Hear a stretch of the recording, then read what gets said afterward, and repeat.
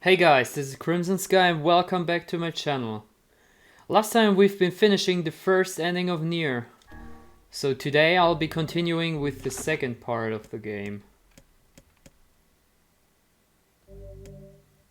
Okay, cool, let's do this. I wonder how the story is gonna change from here, because every ending is gonna also alternate the story a little bit to understand more from the whole. Some friends said this part is really eye-opening, so I'm really curious to see what's gonna happen next. Whenever I interacted with Kaine, I was reminded about something from my past. Maybe my It's mind already has been starting confusing differently, her with but my let's see. sister this whole time. Here we go.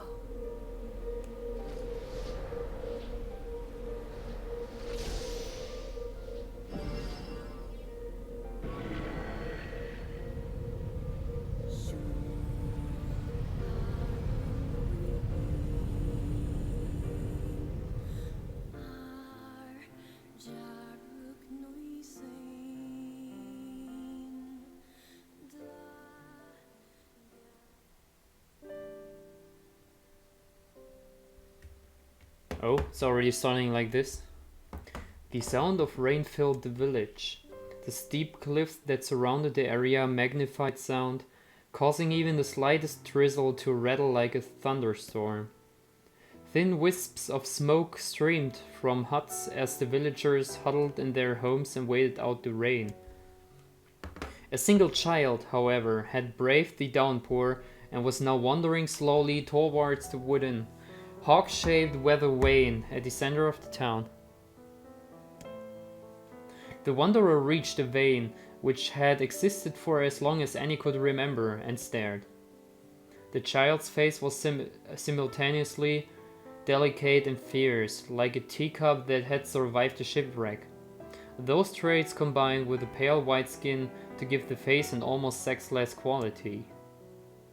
If the beak turns east, I go home. If it stays west, then I. The child blinked. Rain slowly dripped down from the young one's short hair and began its longest descent to the ground. Come on. Come on! The child felt a slight breeze and watched as the vein slowly creaked to life. Spinning this way and that for a moment, it finally settled, with the beak pointing firmly towards the east. East? Really? Before the vane could move again, a jagged rock came spinning and tumbling through the air, finally striking home against the child's head. The force of the blow dropped the child to the ground, as a hail of the stone began to fall all around. Oh no, they found me. A heartbreaking smile crept across the child's face as the stones continued their assault. Through the rain, the sound of multiple footsteps grew louder before a voice rang out. Yo ho, Kaine! The voice belonged to Demo, worst of all the bullies in the area. As Kaine struggled to stand, a violent stone came skittering through the mud and bounced against her foot. Blood oozed from a cut above her eye, blurred her vision, but she could make out the shapes of Demo and his usual gang of idiots. The boy seemed taken aback for a moment by Kaine's seeming indifference to the blood dripping from her face, but quickly regained his bravado. What's up, freak? You like the rain? You like getting all wet? Or did you finally decide to run away from home? Though she knew it was futile, Kaine turned to leave.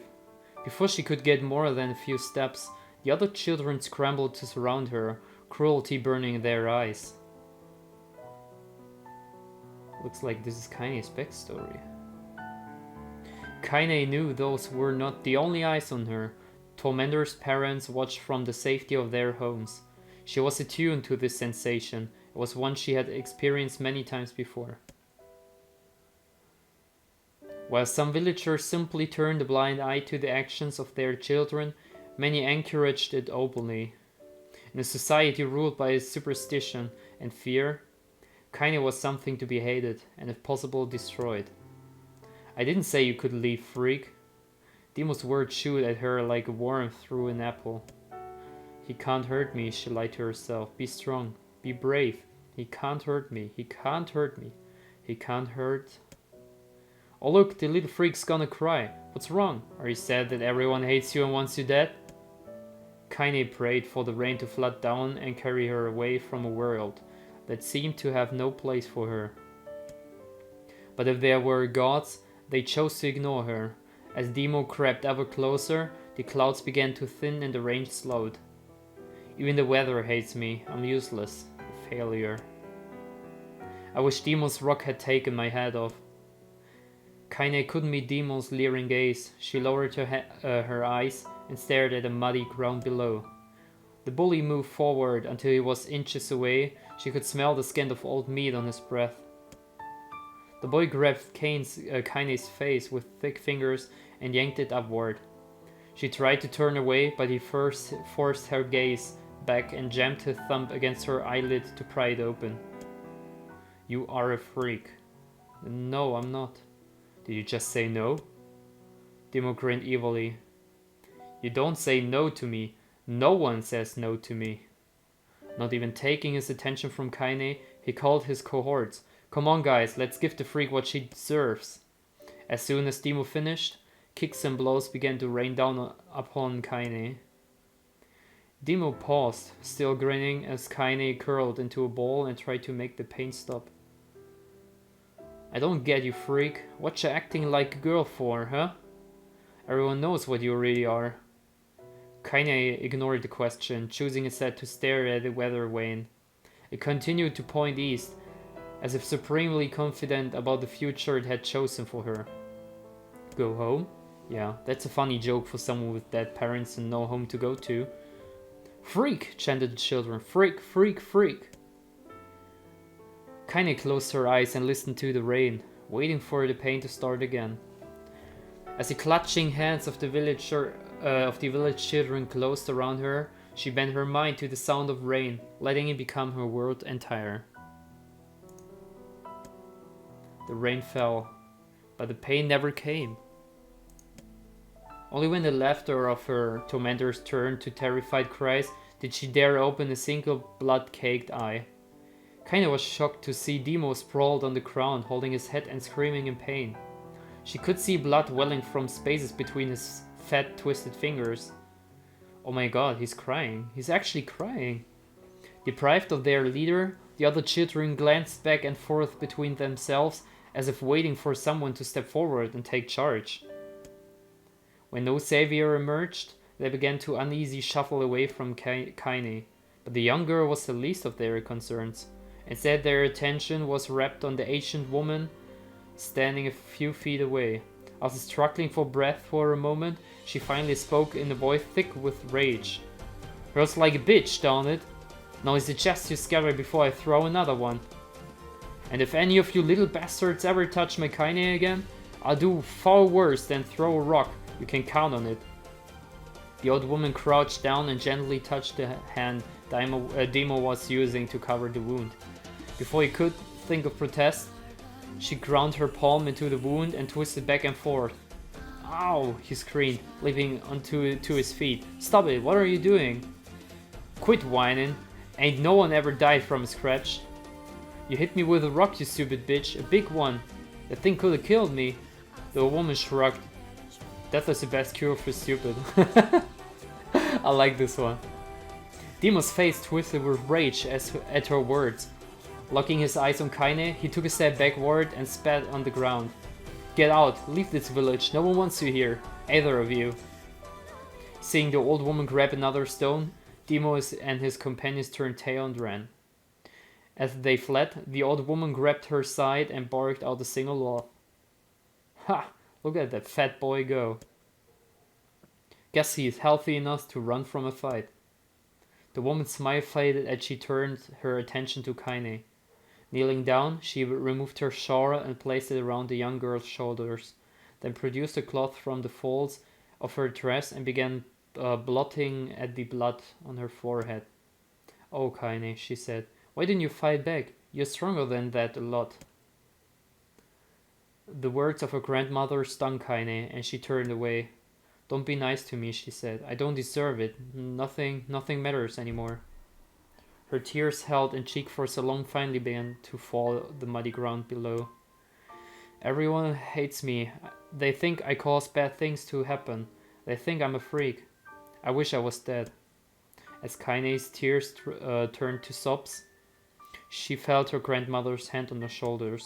Despite her advanced age and diminutive size, she was a woman of surprising strength, and Kaine found herself unable to turn away. Don't talk like that, Kaine.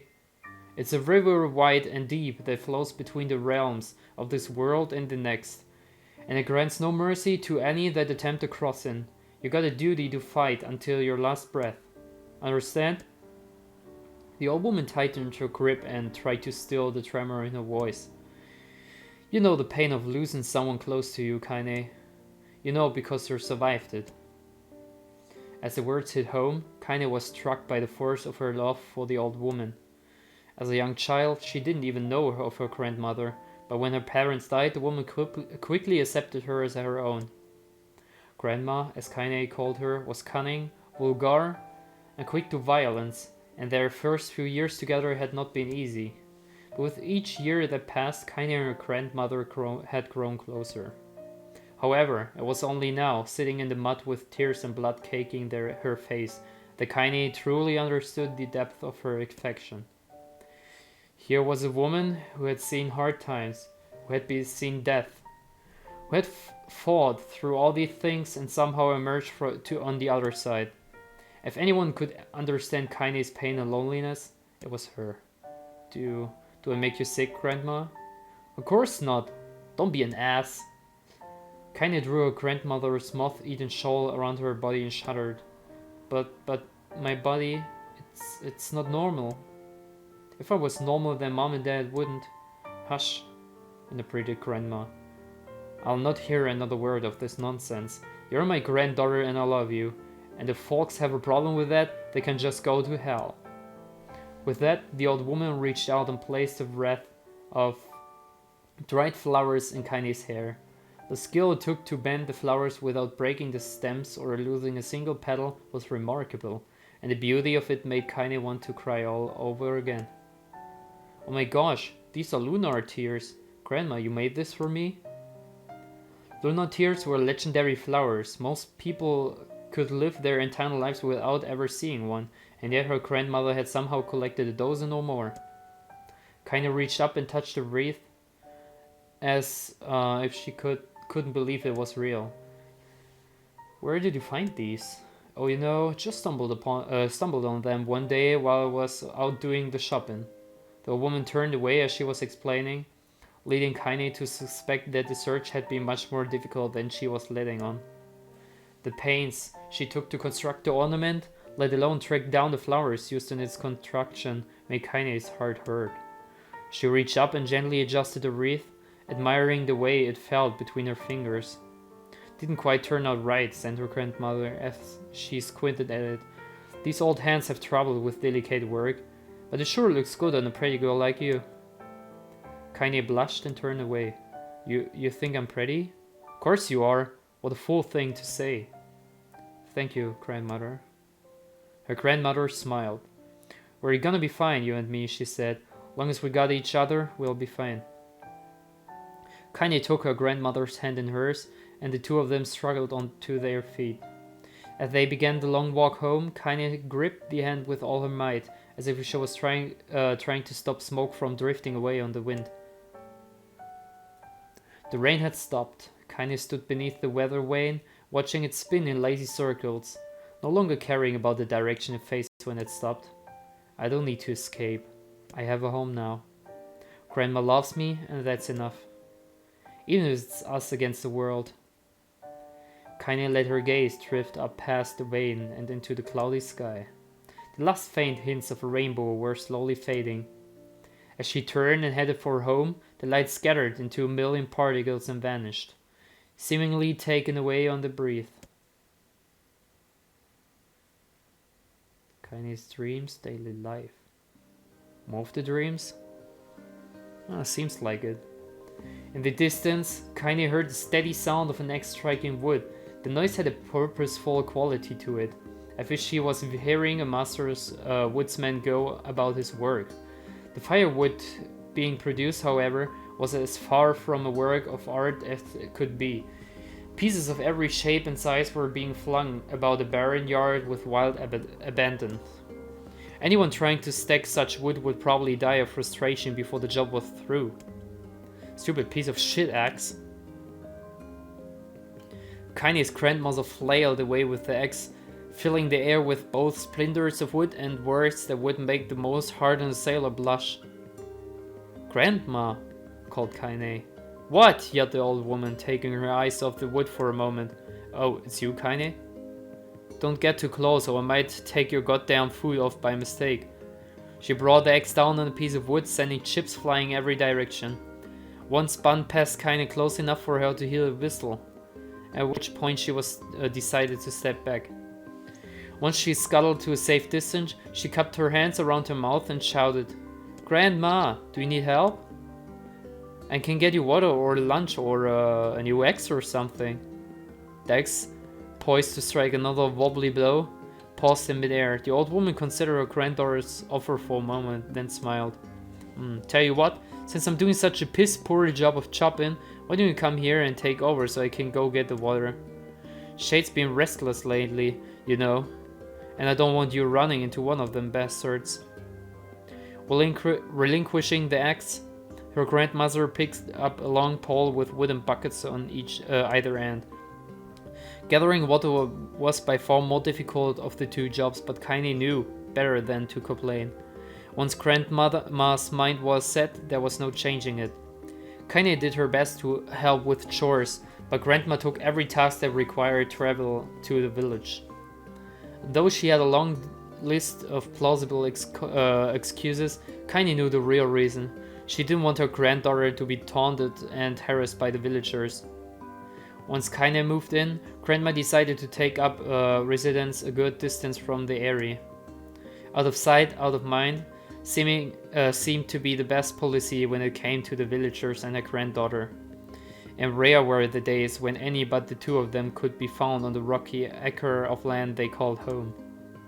Kaine enjoyed the solitude, but harbored a secret resentment that her grandmother was forced to spend golden years in such a place. After watching her grandmother leave, Kaine turned her attention to the task at hand. She had never chopped wood before in her life, and soon discovered why the old woman hated chore. Swing after swing of the axe produced only a thin crack in the wood, and when she finally managed to connect with a solid stroke, the tool embedded itself in the log and refused to budge. Frustrated, Kaine swung the axe around her head and threw it, log and all, across the yard. Damn it! Crap! She suddenly understood the joy her grandmother felt in the good curse. Happier now, she picked up the axe, forced it from the wood, and resumed chopping. She had a natural skill with a blade, but the task was challenging, and blisters soon began to form on her small pink hands. This is tough, and my logs are all weird sizes. Spitting on her palms and ignoring the pain, Kaine redoubled her efforts. Just as she was developing a rhythm, Grandma returned from the village. Setting down her buckets with a small sigh, she took one look at the logs and coughed out a wheezy laugh. "Pretty clumsy, girl. You better practice if you..." Your grandmother suddenly collapsed to her knees, causing one of the buckets to wobble precariously. Eyes wide, Kaine dropped the axe and ran to her grandmother's side. "Grandma!" The old woman shook her head and pointed a trembling finger at the bucket. Get the bucket. Can't let it spill." Kaine steadied the bucket with her foot, and she knelt by her grandmother. A small bit of water sloshed over the side and made a new home to the hem of her dress, but Kaine didn't notice. Grandma, what's happening?" Crazed with panic, she grabbed her grandmother by the shoulders and shook. After a moment, the woman lifted her arms and batted Kaine away. "Stop that! Just stop now," she cried, breathing heavily. "It ain't like I'm dying. Just tired from the trip is all." Kaine desperately wanted to believe her, but one look at the old woman's shaking hand and worn face told her more than words ever could. Her grandmother had lived long, hard life, and seemed the bill was coming due. The time when the grandmother watched over Kaine was ending. Sooner than either of them had feared, the positions would be reversed. The next morning, Kaine came to the side of her grandmother's bed and took her wrinkled hand. "Grandma, you're sick and you need medicine. I'm going to the village." The old woman shook her head and tried to rise, but Kaine gently pushed her down. "It's all right," she said. "I'll be fine." Her grandmother fixed her with a gaze that could melt steel. After what seemed an eternity, she finally lowered her eyes and sighed. Well, I don't like it, goddammit. But I guess it should quit being so stubborn and let you grow up." The old woman watched as Kaine strapped on her boots and made her way down the road to the village. Hours later, as an unseen sun made its way across the dark and rainy sky, she was still watching. Kaine moved at a brisk pace, checking her pockets every few minutes to make sure the money her grandmother gave her is still there. Every noise caused her to spin on her heels, making sure she wasn't being stalked by a shade, or worse, Demo and his gang. But she encountered neither tormentors nor shades, and kindly found herself at the entrance of the village. The few adults she could glance sideways at her, then muttered to each other behind raised hands before slinking away into the shadows. Her heart racing, Kaine took a series of rapid, shallow breaths and tried to calm herself. "I have to prove myself. I have to help Grandma. I have to be strong." She chanted those words to herself over and over as she slowly made her way. Finally, her eyes settled on a rotund old woman who was angrily waving her arms in the air and telling anyone who would listen exactly what she thought of Kaine's presence. "Hey lady," said Kaine with a bravado she did not feel. "Where's the apothecary?" The woman's flabby cheek shook in bewildered anger. "How dare this thing speak to me?" she seemed to say, but Kaine saw her eyes held a different emotion, fear. "Yeah, we're both scared, lady. Trust me on this one." "Which way?" Kaine repeated. The woman pointed at a small building to her right before hitching up her dress and stumbling off in another direction. Kaine cringed, expecting a stone to come flying from the assembled crowd, but none came. Her mind was filled with a strange sense of pride as she made her way to the apothecary. But the new emotion had little time to take root, for as soon as she opened the door, she noticed a familiar customer at the counter. It was Demo. He'd clearly been here on some kind of family errand, because his gang of followers was nowhere to be found. "Oh my god," he sputtered. What are you doing here, freak?" The insult was delivered without force, and Kaine happily ignored it. Stretching on tiptoes to see over the counter, she asked the shopkeeper for medication. "Ha!" barked Demo. "That old bitch finally keel over?" "Go to hell, Demo." The boy's eyes grew so wide he seemed ready to fall off his head. But before he could fly a comeback, or worse, a punch, the apothecary told them to knock it off before he kicked them out of the store. Demo slunk out of the shop, cursing Kaine under his breath. Once he was gone, she allowed herself to breathe once more, taking a brief tour of the shop while the owner prepared her medication. Countless tiny bottles filled the cramped store, each with a label written in some indecipherable language. An ocean of aromas assaulting her nose, creating a skin that was exotic but not altogether unpleasant. Seeing such a variety of supplies gave Kaine a sense of peace. Surely in a world vast, there would be a place that she could call home. "Oh hey, Biogasmic, it's Kaine's story now." Alright, I'll continue. On the far wall behind the counter rested a portrait of a stunning young girl. The picture at once contained bright, vibrant colors, but time had worked its magic and they were beginning to fade. The beauty of this work, however, remained undiminished. "You like the picture?" Kaine turned to find the apothecary with a small vial of medicine in his head. His eyes were gentle but sad, and they seemed to stare through her into nothing as he spoke.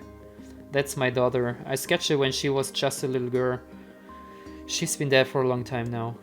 Kaine didn't know how to respond. She just stared at the portrait and tried to come up with the right words. "Pictures are wonderful things," continued the shopkeeper. "They let the ones close to you live on forever."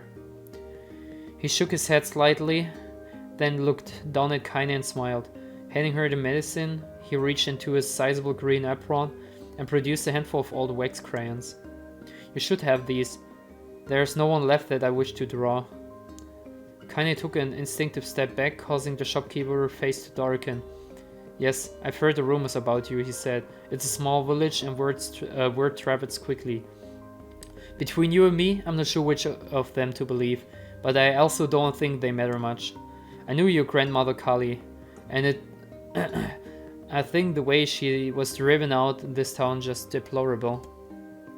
Grandma's name is Kali? Thought Kaine suddenly. She was still mulling this new fact over in her mind as she reached out and gently took the crayons from the apothecary's hands. Your grandmother is an old friend of mine, he said, as Kaine scooted away yet again, and I owe her much. I'm willing to wager that she would like it if you drew a picture of her. Yes, I think she would like that very much. Kaine murmured a quiet agreement, but inside her heart was bursting. Never before had a villager treated her with anything but complete contempt. It was a tiny, almost imperceptible step, but it was a step nonetheless.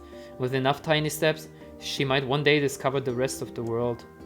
When Kaine returned home, she found her grandmother asleep in her bed. Her feet were blackened and raw, even bleeding a bit in its places, leading Kaine to think that she had been pacing around the room until exhaustion finally caught up with her.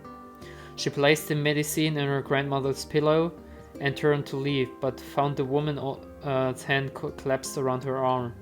Back already, are you? Asked her grandmother with a yawn. Come here, let me have a look at you. Grandma sat up and examined Kaine from her head to toe. Finally satisfied that nothing terrible had befallen her grandchild, she leaned backward and allowed herself to relax. Well, how was it?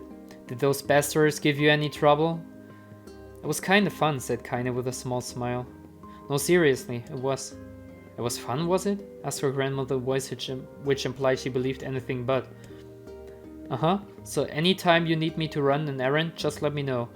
As she spoke, Kaine removed the crayons from her pocket. After a brief explanations of their source, she informed her grandmother that she was going to sketch her portrait. A portrait of me? Ridiculous. No one wants to stare at a wrinkled old crone. But grandma, it makes you live forever. Horse manure, said her grandmother, throwing back the sheet from her bed. Living forever just would piss me off. Now put those crayons away and have with dinner. But Kaine would not relent, and in the end Grandma found herself leaning against the wall of their house as if posing for a master artist.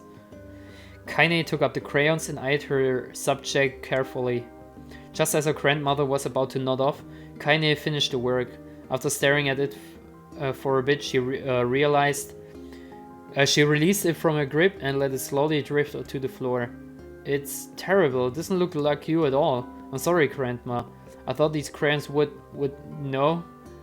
make drawing easier or something. The old woman's eyes narrowed at her granddaughter's disappointment.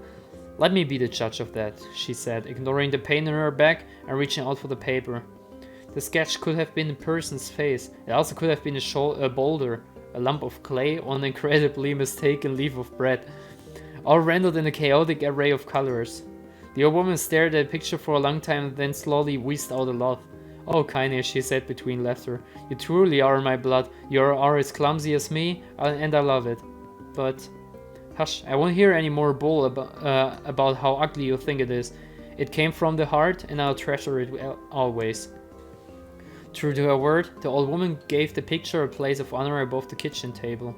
In the days that followed, Kaine would often catch her staring at the portrait with a strange smile on her face, an action she interpreted as silent, mocking laughter. A week later, Kaine could stand it no more and asked her grandmother to take the artwork down. Posh, said the old woman. I'll take this down when they roll me in my shroud. She pondered this for a bit, then turned to Kaine and dropped to one knee. Listen to me, girl. Seeing this picture makes me happy in a way I've never felt before. And it makes me want to go on, so that someday you can feel the same happiness. It was a moment that burned itself in Kaine's memory, a perfect blend of pride and love and joy that came all together to form a lifelong remembrance. She swore to never forget this moment, to never forget the old woman who had made her place in the world possible. Time moves on, and people and memories come in and out of a life like ghosts passing through a hall. But this moment will be different, Kain swore, because I will remember it forever. Forever. Looks like there will be one more dream. Kaine listened to the sound of crackling firewood and stared at a black object on a plate. She'd been pushing it around the wood disc for a good 10 minutes, ignoring the bemused stare of her grandmother. Finally, she summoned her courage and gave the object a brief sniff. A sharp, bitter skin flew up her nostrils and made its home there, causing her face to twist with disgust. Grandma, I can't believe you make me eat a bug. The old woman threw some more wood under the cooking pot and snorted. It's no bug, you fool. It's a berry. Why the hell would I be feeding you bugs? Yeah, well, it sure looks like a bug, said Kaine. I think it burned or something because it smells terrible. With that, Kaine held her nose and threw the berry in her mouth, chewing as little as possible. Oh yeah, that's terrible. Alright.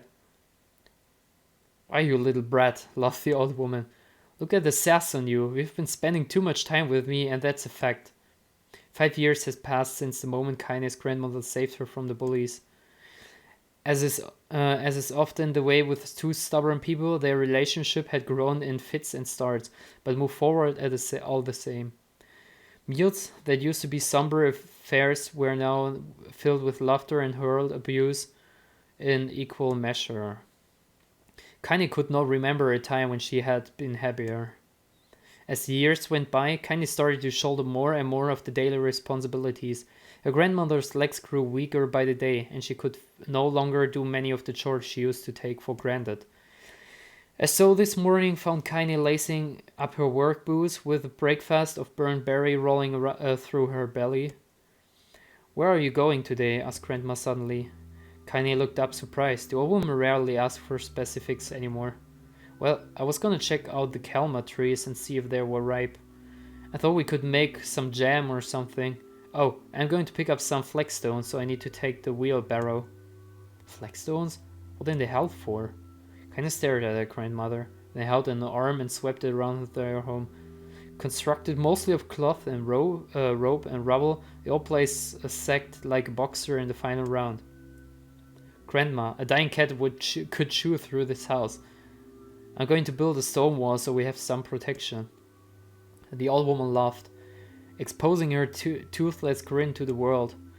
Goddamn girl, if a bunch of thieves want to ransack this old place, let them come. We got nothing worth stealing anyway. I'm worrying about thieves. I'm worried about shades.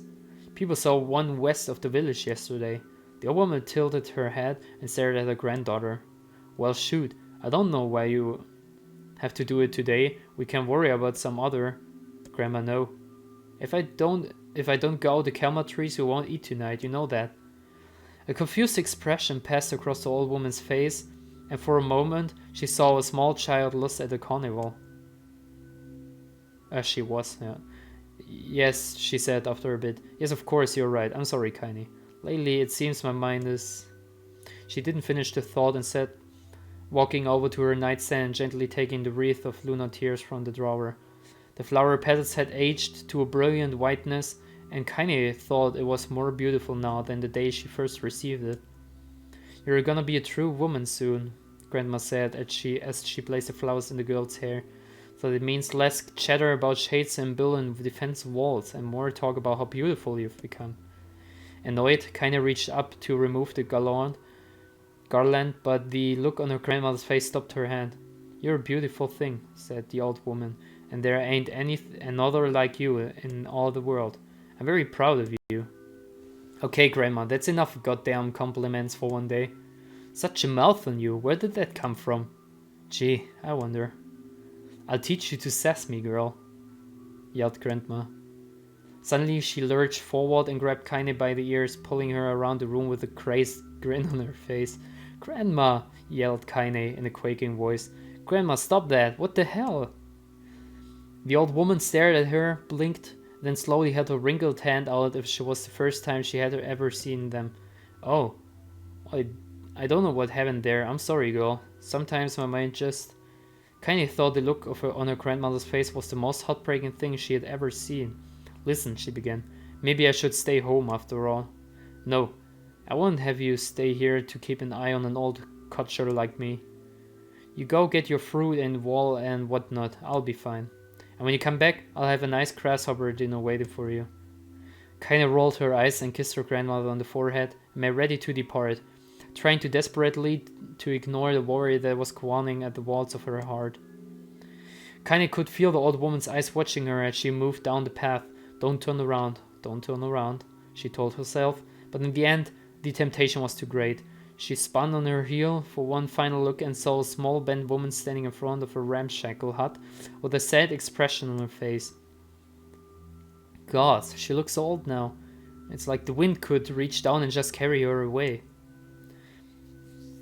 Kinda worried about her grandmother all day, causing her work to suffer. What little fruit she could collect was tossed carelessly into the wheelbarrow, and she only found a couple of stones before losing interest in this project.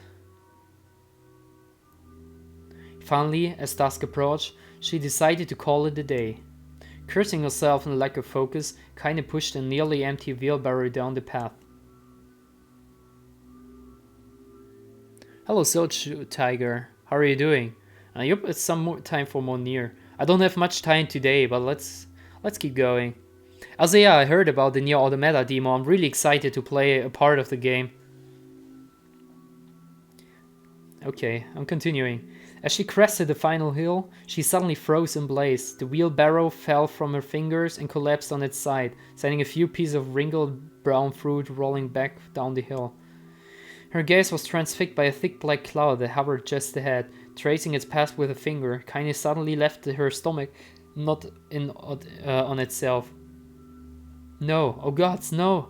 Her grandmother's house was ablaze, the flames licking up as if trying to touch the sky itself. Grandma? Grandma! Kaine ran then, faster than she ever had moved in her life. Once she tripped on a stone and went sprawling into the rocky ground, but she leapt to her feet and continued running, unmindful of the blood that spilled from her wounded hands and knees. As she got closer and closer, Kaine's mind began to race in time with her footfalls. It's too dark. It's too dark, not just fire. Can't be fire, too much smoke. Gotta save her. She burst into the front yard and came to a sudden halt. Her worst suspicion confirmed. The smoke from the fire was mingling with the thick inky blackness of an enormous shade. The massive creature supported itself on 3 twisted feet, achieved balance through means of a large armored tail. Scales, horns, and claws sprouted from its body in a random chaotic pattern, giving it the appearance of a lizard designed by some insane god. Seeing Kaine, it let out a roar and flicked its tail, sending a small whirlwind spinning around the yard. For a moment, the creature retreated into a shimmering inky blackness, as if her mind was unable to comprehend that such a thing could actually exist. But then the smell hit her, a blend of rotten meat and excrement, and the horror became real once more. The creature bellowed again, and this time Kaine responded with a scream of her own. Alright, you bastard, she thought, as she screamed. Her scream echoed off the high cliffs around them. It's you or me, let's go!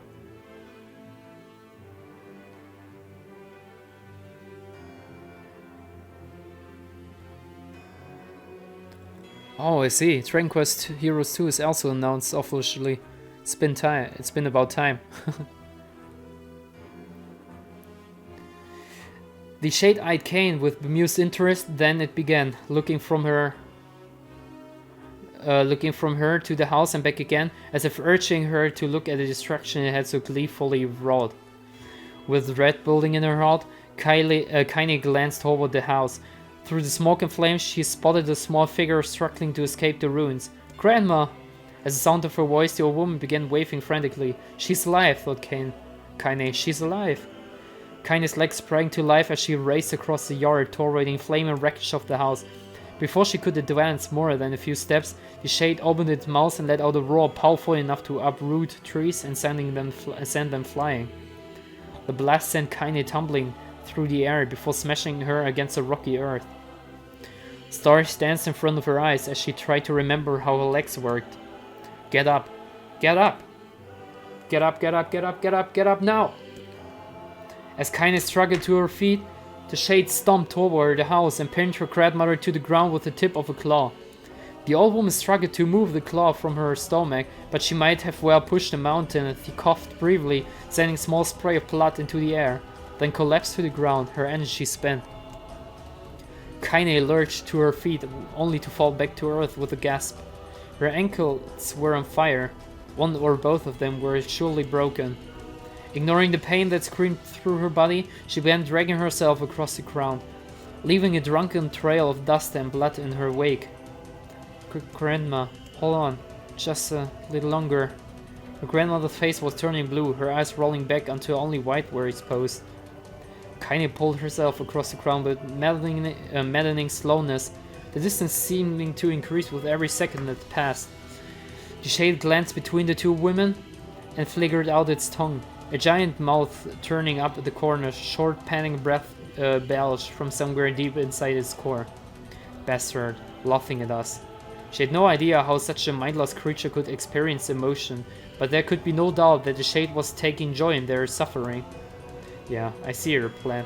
The shade moved its claws slightly, allowing Grandma to breathe again. It was clearly keeping her alive only to snuff out her life when Kaine was close enough to touch her. I'm gonna kill this bastard. Summoning all her strength, Kaine rose to her feet. There was a sickening snap from her right ankle as the foot twitched backward, but she forced it from her mind and began to hobble toward the monster.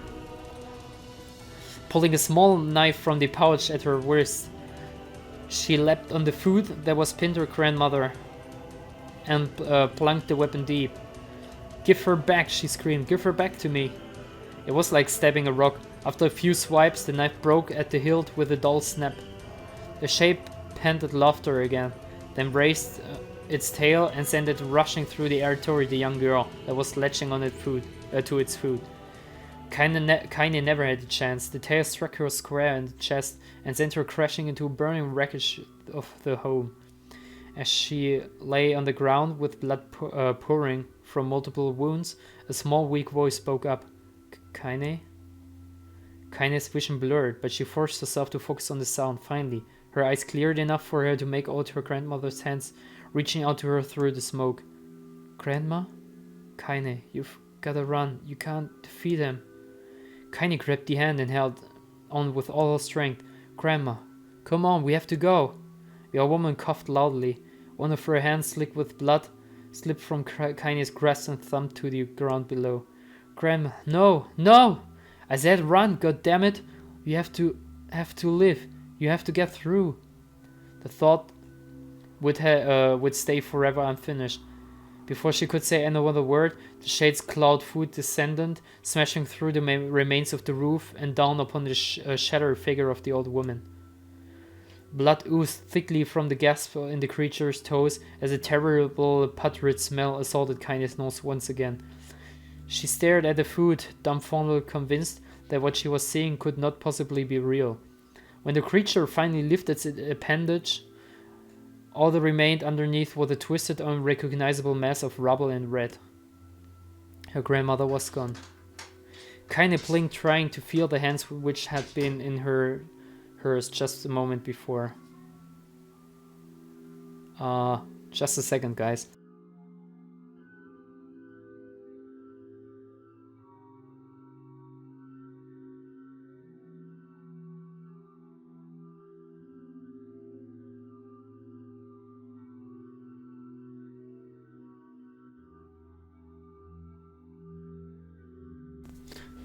Okay, I'm back. For a fleeting instant, she could remember the warmth of that embrace, the trampling of the fingers, but then the sensation drifted away on the breeze and was gone. Memories flashed through Kaine's mind, one after other, faster and faster, until they became a meaningless jangle of noise.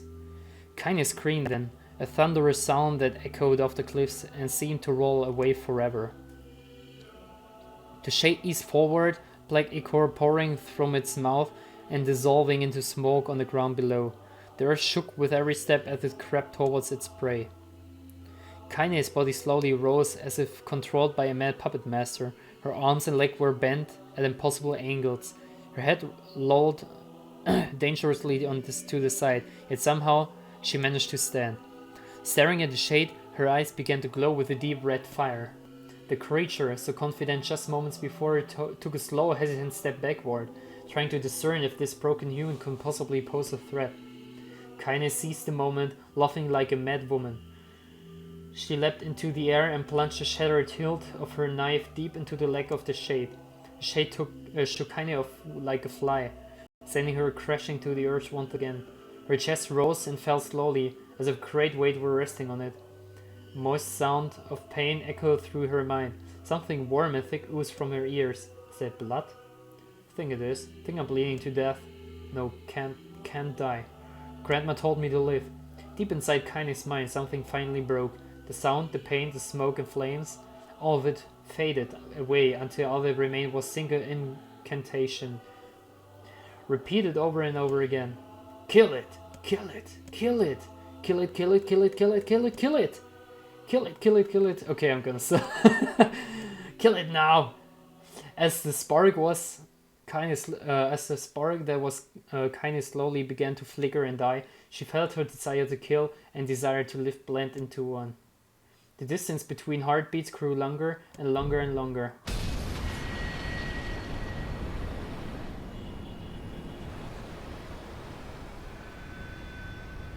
And it looks like we're back into the game.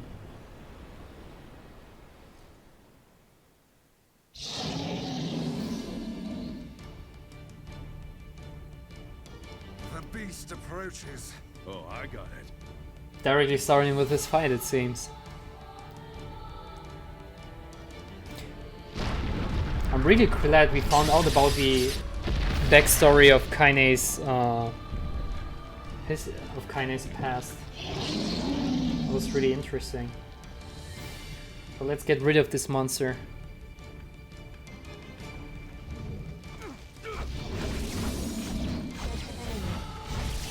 It's not like we haven't done this fight before, so it shouldn't be much of a threat.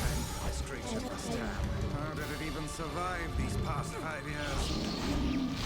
I'm not gonna let this happen again. Right. It's... There we go. That wasn't too bad. Him down.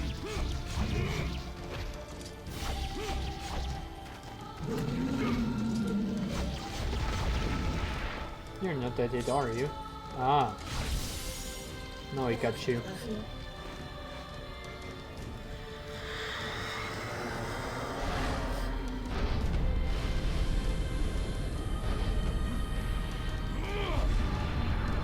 And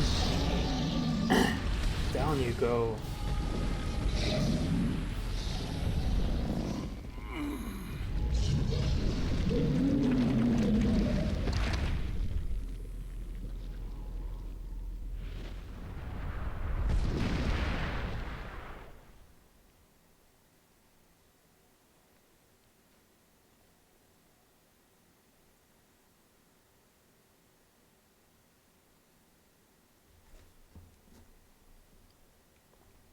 Alright.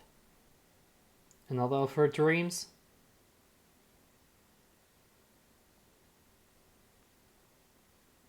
I see. But before I'm going to continue, I'm going to make a stop here quickly and get something to drink. So I'll be back in a few minutes.